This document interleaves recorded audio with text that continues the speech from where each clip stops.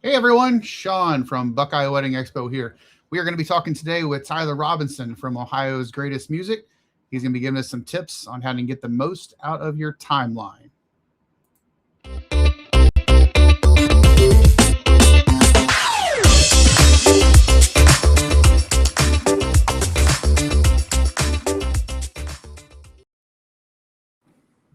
Tyler, Hello, hello. How's how everybody are you doing doing? today, my friend? I'm doing great. How are you? Trying to stay warm. This is we're recording this or streaming this in the middle of Snowmageddon, or Yes, whatever we you want to are. know. The snowpocalypse. It's awesome. So, Tyler, I wanted to start by just giving a brief overview about Ohio's Greatest Music, who you are, what you do. Tell us more about you. I love it. So my name's Tyler. I'm the owner and operator and lead DJ at Ohio's Greatest Music. We're a team of 6 guys, bringing on a 7th and 8th this year, which we're really excited about. Ohio's Greatest Music was born on accident. I am from the Dayton area originally, but I lived in Arkansas for a little while, and I was a recording artist. I recorded and wrote music, and I put on live shows. And during that time, I had a bunch of equipment, and I had a friend that I worked with. She had her DJ cancel on her like 10 days before her wedding, and she said, "Can you DJ a wedding?" And I said, I guess so. I can, I guess, and I did, and I did it for $100 too, which please don't come and ask for that Lauren price. I had no idea. But anyway, I did it, and I was like, man, I really loved that. The way I got to connect with people on such an important day, it was amazing. And it became this side hustling snowball where it was like something that I did, and it just grew and grew and grew. I moved back home. It continued growing and growing. And then in 2020, 17 days before the world shut down, I quit my jobs and started this business. And we made it through COVID. And we've been rocking and rolling ever since. We are a DJ company that we are very focused, especially in the wedding area of our business, on tailor making an experience for each individual couple and their guests, their friends and family as well that we serve. We want to capture everybody's hearts that we serve. We're not just there to just there to party or just there to make some money. We're there to make some memories. And those are memories that we cherish. And each and every one of my guys have that heart posture. That's what I look for in a DJ. Is the very first thing. Well, the first thing is, can you clap to this song? Because if you can clap, I can teach you how to mix. But the second thing is, do you have the heart posture? Are you going around, even the little things like making sure a bride and groom have a drink in hand or something like that. It's those little bitty details that make such a huge impact on people's day, making them feel special, making them feel celebrated and loved. And that's what we do. That's really what it all boils down to at Ohio's Greatest Music. And I think that's a big reason for our success is our heart towards our clients.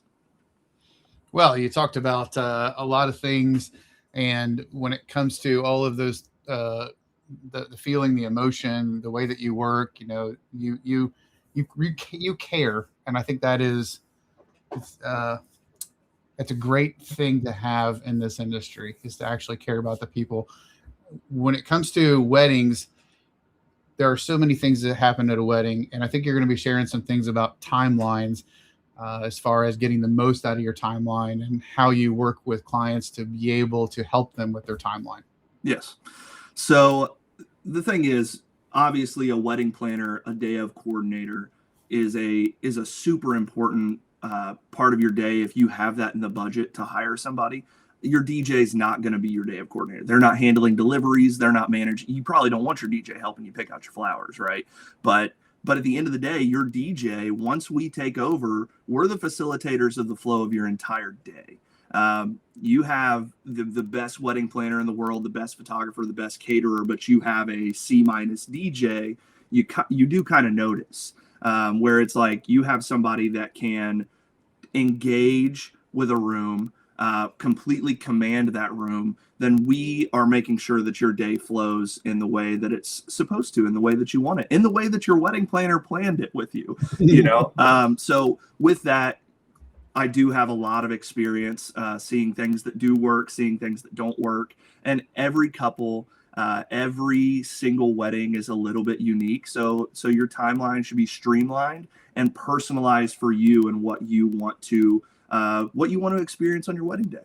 So we're going to talk about a lot of that stuff because I've seen a lot of things. I've seen timelines that have gone extremely well, and I've seen timelines that I kind of knew going in, this could go poorly, but this is what we've planned. And I've seen it go poorly. I've seen it go well. So we're going to talk about a lot of those things. And, keep in mind, this is just advice.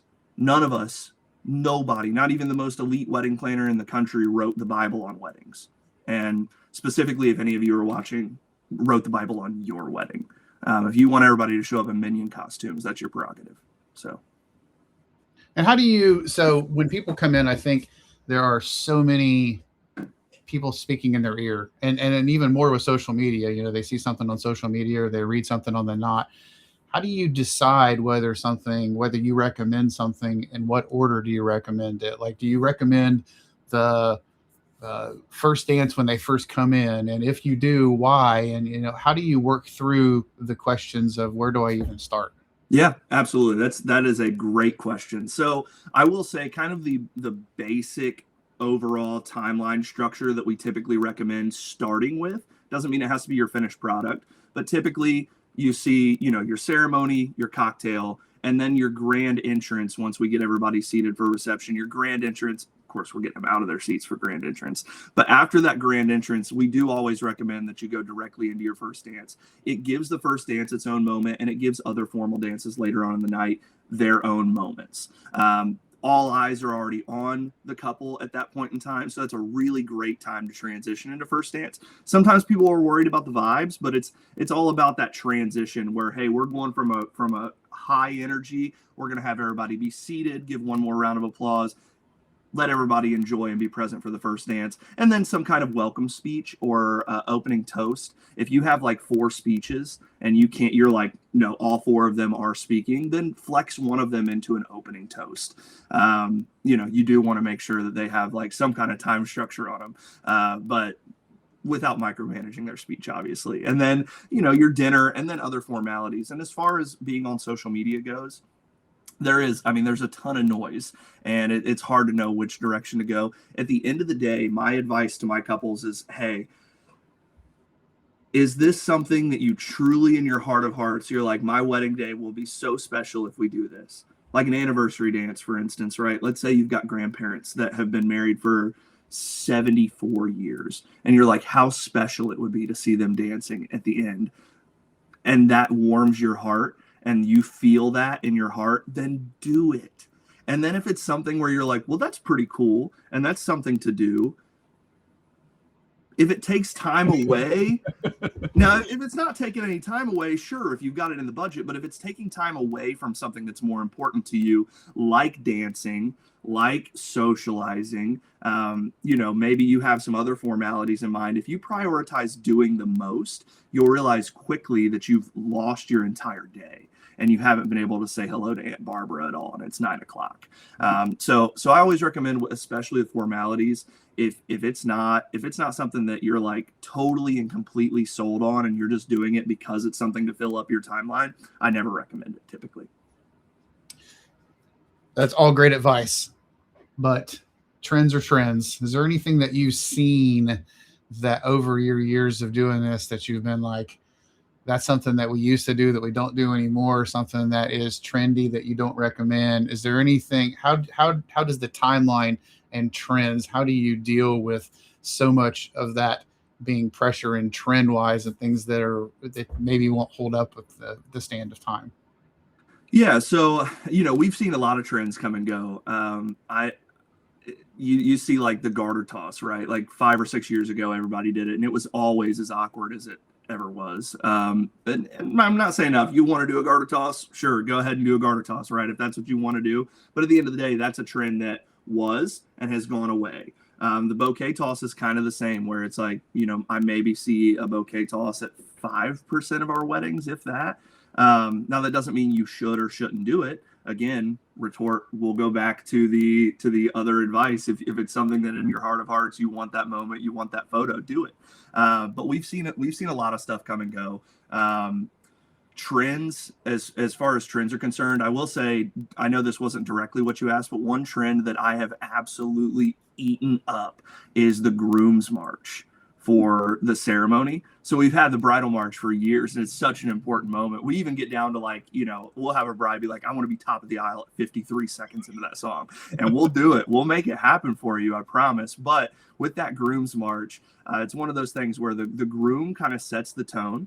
And it can be done in so many different ways. At my wedding, I came down the aisle with my groomsmen to It's Raining Men, which was very on par for me, very up my alley with my personality. I've had grooms come down to, the Imperial March with their groomsmen. I've had grooms come down to a sweeter song, to something that meant the world to them, maybe to their favorite song, or just something that makes them feel like the man when they're walking down. A groom can walk down alone. He can walk down led by the officiant, leading his groomsmen. He can walk down with his mom, with his dad. There's no rules to it, but that kind of the groom getting that moment to kick things off and really soak things in, because it's just as big of a day for the groom as it is for the bride. And to be able to have that moment, to be able to look around and see all those people that came and love and support you, and then you kind of have your personality shine a little bit too. I think it's an awesome thing. I think it's my favorite trend that I've seen over the past 5 years. And it's just been slowly creeping into the point where it's like almost everybody does it now, it feels like, and it's awesome. It's really great. But as far as trends on social media go, I'm typically not the person to get caught up in trends, so it's hard for me to give advice to people that are like very focused on trends. There's nothing wrong with, if you want your wedding to be trendy, then, I get it. I totally get it. But you don't have to just go along with a trend if it's not you. You have to just think about who you are and what you want to experience on your wedding day. And then if it comes down to it and that trend is, in your wheelhouse, then go ahead. All right. I'm going to put you on the spot now. All right. And going to have you share with everyone just a few seconds of your most important tips when it comes to getting the most out of your timeline. Perfect. So often, as many weddings as we DJ, we see couples all the time where it's like they have their ceremony and then they have their hour of photos and then they do their grand entrance, their first dance, their dinner, their formalities. And all of a sudden, like we said earlier, you got 2 hours left in your wedding day and you have to pick between dancing and socializing. So we're going to give you some tips to get the most out of your timeline on your day. My number one tip, and this is not an absolute, you have to do it, but if you're open to it, it is very helpful. Doing a first look with your fiance before the wedding will be instrumental in the amount of time that you have to enjoy your guests, to socialize, to have fun. Also, especially if you are big dancers, if you want to let your freak flag fly for 3 straight hours and shake your rumps for 2.5, 3 hours, then a first look is going to be helpful. Your first look is going to allow you to get some photos out of the way early on with your wedding party in full, your newlywed portraits, and then after the ceremony, you can take 10 to 20 minutes of photos with family and then go and join your cocktail hour, and you get to buzzle around and say hello to absolutely everybody. And then that grand entrance, once we have everybody seated, it's still just as exciting because it's that formal moment where we're like, hey, we're letting loose, we're blowing the roof off this place for you. Streamlining timeline. You typically have your grand entrance, your first dance, a welcome speech, dinner, and then once that last table has gotten up, sat back down, usually around that time, wedding party, newlyweds, immediate family, and your vendors are done eating. And that's a good time to move on with the rest of the formalities, whatever you have chosen. So your cake cutting, your toasts and speeches, any formal dances you might be doing. I would save any dance floor activities for once those other formalities are done. But all of a sudden now you've gotten at least 45 minutes to enjoy with your family during cocktail hour. And now you can open up this party. And whether you're huge dancers and you just want to tear the dance floor up all night long, or you're just more like you just want to socialize, you have that open party to be able to socialize. And then it's on us to go ahead and make your wedding feel the way you want it to feel. If you want it to feel like a 2016 house party, then that's on us to make that feel like that.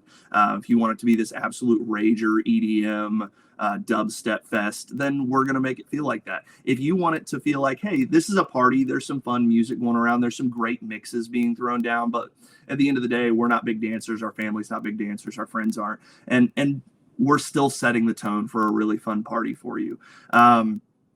The thing, and we kind of touched on it earlier, was just in your timeline, don't prioritize doing the most.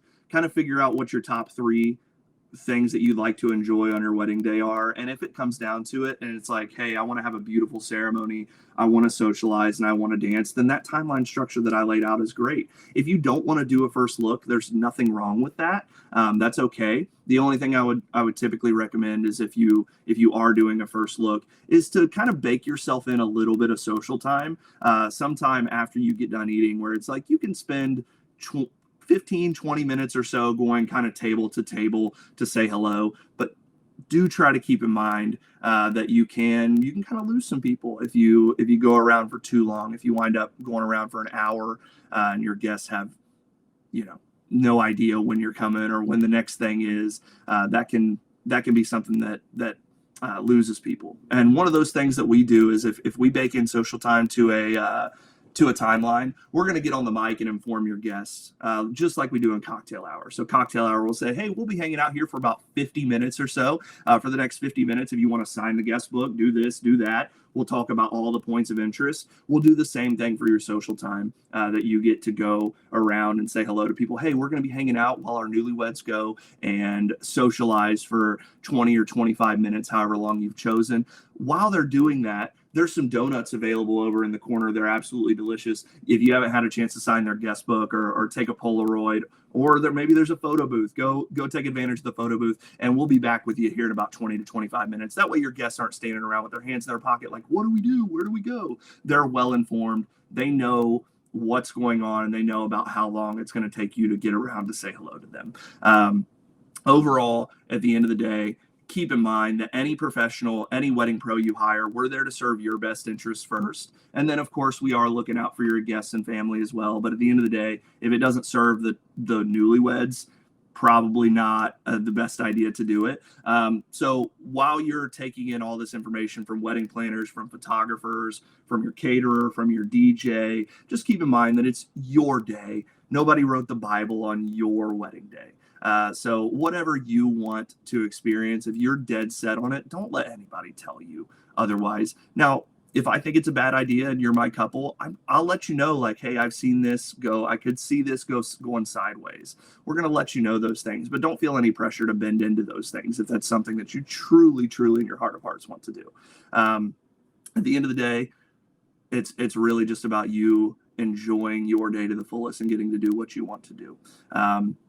So a lot of times when I talk to couples, it's their, I would say 99% of our couples, it's their first time getting married. So I understand this can be a daunting thing getting into, figuring out everybody you have to hire, everything that you have to do for the big day. But such an important piece of it is just trusting your vendors to bring it all together. We all play such an important role in the day, from your day of coordinator and wedding planner, handling and managing deliveries early on in the day, your makeup artist keeping you on time, your photographer keeping you on time early on in the day, videographer or content creator as well. And then your DJ comes in and should be able to take that command and help bridge that communication with the day of coordinator to make sure that all of your vendors are working together to create an awesome, perfect day for you where everything's seamless. The guy with the microphone knows what he's doing, and that your day is in good hands. So at the end of the day, just trust your vendors to execute on a plan that you've approved, and you will have an absolutely perfect wedding day. If there's anything else, I'd be happy to share, but I feel like we've kind of touched on a lot of stuff. No, that was fantastic. That was fantastic advice. And I have to say, Tyler, I've known you for a couple years now. You are just a good person. You're a good listener. You're considerate. You're genuine. You're everything everybody that meets you, not one person has not walked away and went, that Tyler, man, and he's a good guy. And Thanks. I think that seeps into your company and your procedures and your processes. And I think that really differentiates your company and you is how much care you put into just every word that comes out of your mouth. So I appreciate you talking to me, and I appreciate you sharing everything with I'm all. going to carry that encouragement with me all week, man. Thank you so much. See, look at that. See, you're all right, Tyler. I appreciate you, man. All right. Adios, everyone.